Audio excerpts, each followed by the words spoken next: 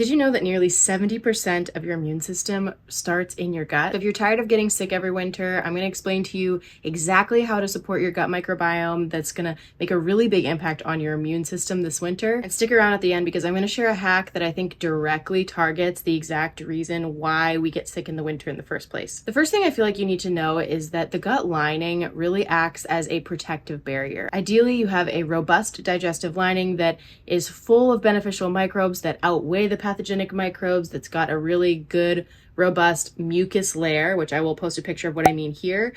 It basically means that it's protected and shielded, and it's got enough of the good bacteria that when a pathogen comes in and you're exposed to some sort of, toxin or pathogenic form of bacteria, you've got the beneficial bacteria there to outweigh it, so it doesn't cause this sort of like immune system meltdown and where your body starts kind of treating it like it's an invader and starts to put all of its work towards fighting it. Ideally, your gut lining is actually doing the work kind of passively for you. Your gut lining is also the place where you're absorbing nutrients that will actually strengthen your body's resilience. So it really does come down to these three things. You're going to want to diversify your gut microbiome so it's got a variety of species in there, tens of thousands of different types of species in your gut microbiome, but you want to have a diverse one. That's really limiting the use of antibiotics. It's being intentional to replenish with probiotics on a regular basis and probiotic foods, which I'll get into later. But if you're like any average American, then you probably have some level of damaged gut lining. Some people will call it leaky gut, but essentially what can happen is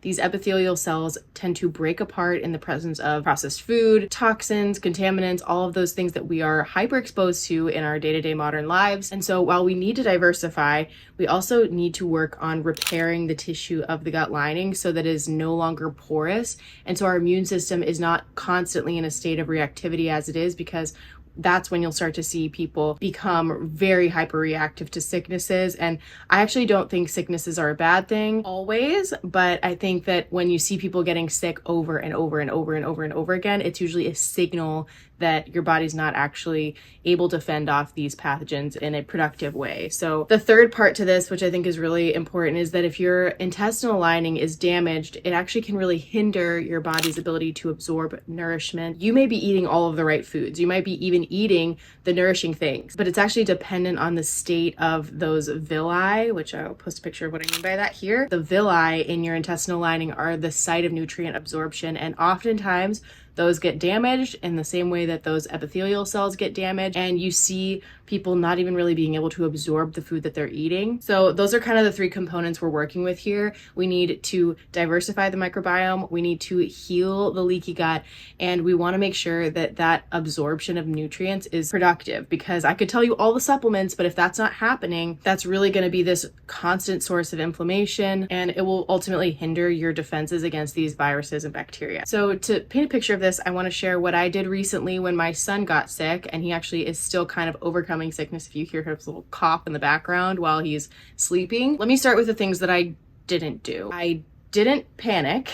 I didn't run to go get antibiotics, and I didn't short circuit his normal immune system response. So I'm not trying to use fever suppressants.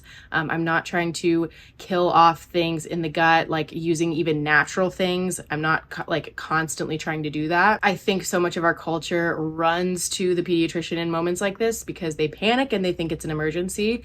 In reality, there's a lot of tools that you can have in your back pocket that are just everyday foods that could be really supporting your body and your immune system. So let me get into kind of what I did. So the first thing that I would do is support detoxification. Now, if you've been on my channel for any number of times, you've heard me talk about detox a lot, but for a baby, in this case, I would do lots and lots of detox baths with Epsom salt, giving him lots of the minerals that he needs to be able to support detoxification. Again, like I said, the gut lining is supposed to do a lot of this work, but if we want to deburden the gut lining, then we know that we usually need to do some added detox support, and baths are a great one for that. So we would do lots of that. We actually are personally doing a heavy metal chelation protocol. So we're doing like very, very, very small doses of that as well. If you want more information on that, I will link a video in the description box where I talk all about that, but we will use homeopathy. I opt for homeopathy in place of like this really strong herbals, because again, I'm focused on like what these things do to influence the gut microbiome. So I'm not trying to find all these like antibiotic alternatives. I'm actually trying to support his immune system. And I think homeopathy is a really great way to do this. So we've been using onions on the feet that will pull infection, nebulizing iodine as a way to kind of like clear out the lungs. But whenever we do that, we are trying to make sure that we then nebulize some type of probiotic, usually a probiotic brine like sauerkraut brine, which I know sounds absolutely nuts. But if you can think of any time you're going in there to kill off anything, you also need to kind of go back there and replenish. So we'll nebulize iodine, nebulize the brine. We're trying to keep his microbiome in his lungs actually strong. So we want to keep those beneficial microbes there. But at the same time, iodine is a very gentle, safe way to do that. And then at the end of the day, we're giving lots of probiotic foods. So we've been doing kefir in smoothies every single day. We're doing lots of fermented brine. Like I said, we're nebulizing the sauerkraut brine and lots of meat stock. And the reason why I believe so strongly in meat stock, you've probably heard me yammer about this for way too long if you've been here, but meat stock is one of the only substances that truly works to resolve the root of leaky gut. And so if we're trying to strengthen the immune system, it needs the nourishment from the meat stock. It's got all those fat-soluble vitamins, but we also need the collagen, the gelatin, and all those amino acids that repair the gut lining so that, again, like his immune system's not in this constant state of reactivity. So that's kind of what it's looked like for us over the course of the last several weeks. It's taken his body quite a bit of time to kind of get over this, and I've even been surprised that a lot of this is like lasted as long as it has. But again, I'm not panicking because I know that we're actually getting to the root of it. And at the end of the day, I think sickness is actually your body learning a lesson. Again, I'm not trying to short circuit that process at all. But I want to jump into the number one reason why I think your immune system gets so sensitive around the winter time. And that really comes down to the lack of vitamin D. You know, when the sun starts to go away, which is sad because I live here in Illinois where it's just absolutely dreadful outside half of the year. The lack of vitamin D is really what costs your body so much of its immune strength. I also think that mold sensitivity and increased indoor time may have something to do with our immune system suppression in the wintertime, especially when furnaces are not upheld to like great sanitation practices nowadays.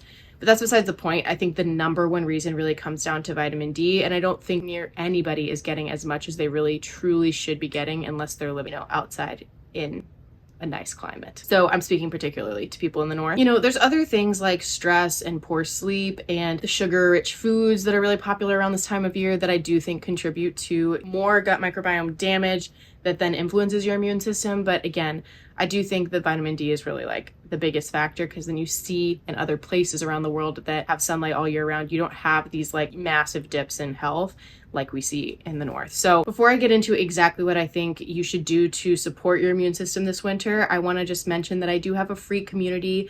It's called Wholeness Hub. I've just launched it this last month, and I'm really excited to be able to get to talk face to face with some of you who have been struggling with maybe chronic symptoms for a long time, or just are learning and beginning to learn how to heal your gut naturally.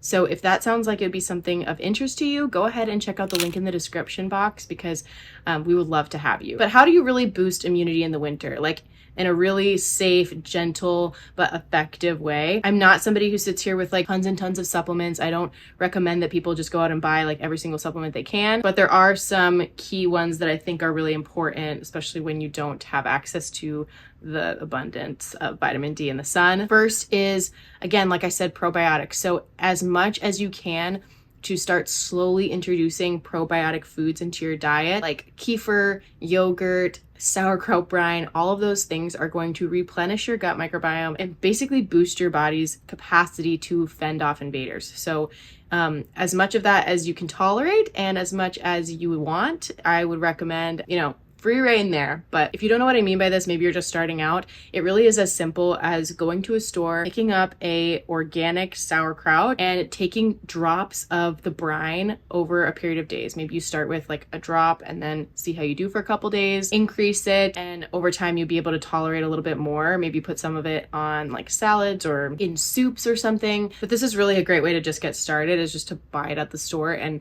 see how your body does with it, because that's like the best probiotic that you could do anyway, and it'll be much cheaper than buying tons and tons of capsules. So you can Thank me later for that tip. But another thing you can do is actually add in garlic and onions, as long as you can tolerate them, into soups, into stews.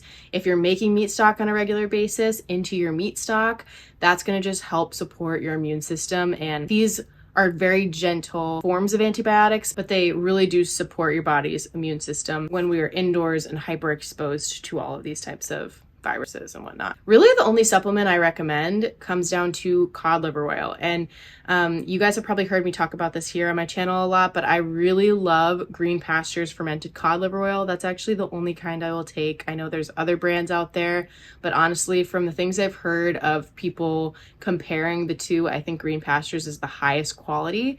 It's fermented, which means that it is not going to be rancid when it's on the shelves. And that's really common with a lot of fish oils, is that they just go rancid because they're not fermented and they're just sitting there for often like months on end on the shelves. But a good quality cod liver oil is going to be full of natural vitamin D. This is like how places like Alaska keep their citizens full of vitamin D, is because they're eating fish constantly, and the fish are so full of vitamin D, they're able to go large portions of the year without any sun and be completely fine. So we want to kind of mimic that. If you're seeing a drop of sun exposure, you're going to, compensate for that. For me, I personally will literally triple my cod liver oil dose in the winter because I feel so much better. I feel more energized, and I think it is a direct correlation to how much sun I'm getting. For me, that means I'm taking about a tablespoon in the morning and a tablespoon at night. So if you want to learn how to make meat stock, which I think is so key to a lot of this immune support, go and check out my guide in the description box below. I have a whole video like detailing how to do it exactly. Especially if somebody is sick in your life right now, go ahead and make them a nice pot of meat stock. That's like the best thing you could do to support them.